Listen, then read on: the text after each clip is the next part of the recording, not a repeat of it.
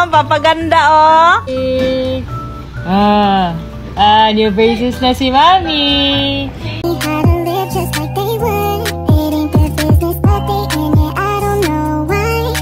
Sabi, ang daming nagsasabi magpa-brace ka na daw ulit kasi mas bagay daw sa'yo may brace. Sige. Nagpapili ako dun sa Instagram ko na kung anong magandang color dito. So, ang daming pumili sa purple. Smile tayo. Pati siya ipasaction sa glit.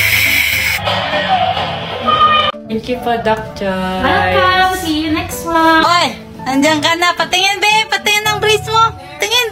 Patingin nga. Patingin ng brace. Ay. Oh, mami mo, oh. Papaganda, oh. New braces na si Mami.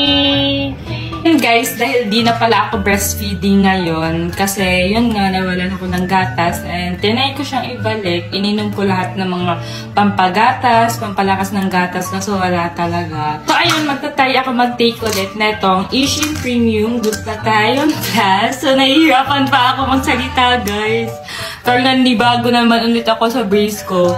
Kasi sabi ni Sophia, nung tinay niya to, super ganda daw sa kanya. Kasi nag-glow siya, gumanda yung skin niya, and super nakaka-fresh daw. So ayun, tinay ko ulit mag-take ng mga glutathione, ng mga capsule. Kahit mami na tayo, dapat fresh pa din. Dapat maganda pa din. Hindi pwede maging lotion. Yeah. Try nyo na din tong Ishin, and i-check out yun na din siya. So yun lang.